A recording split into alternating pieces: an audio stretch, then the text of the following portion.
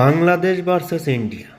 ইন্ডিয়াতে বাংলাদেশ টি-20 সিরিজ খেলতে চায় না, সেটা একটা সমস্যার কারণে। যেটাই হোক, কিন্তু ইন্ডিয়া কিন্তু এখন বড়ই দেখাইতেছে, তাদেরকে বড় মানে বড় দেখানোর জন্য অনেক কিছু চেষ্টা করতেছে। বাংলাদেশ খেললো না আপনাদের সাথে, কি হবে? আপনারা যেমন বলতেছেন ইন্ডিয়া বাংলাদেশের সাথে আপনারা খেলবেন না, আরে ভাই, বাংলাদেশ যখন আইসিসির সিরিজে যাবে, যখন খেলতে যাবে, যখন বড় বড় টুর্নামেন্টে বাংলাদেশের সাথে খেলা পড়বে, তখন আপনারা কি করবেন? বাংলাদেশ থেকে দূরে যাবেন? খেলতে হবে না আপনাদের? কেন খেলবেন না আপনারা? বাংলাদেশ কী এমন করছে? Bangladesh number 1 team. বাংলাদেশ এখন সবার সাথে টক্কর দিয়ে খেলতে পারে, এই জন্য খেলবেন না? অস্ট্রেলিয়া হারছে দেখে কি আপনারাও খেলবেন না? এই জন্য ভয় পান? এসব বাদ দেন, আগের মতো সিরিজটা চালিয়ে যান, সবচেয়ে বেটার।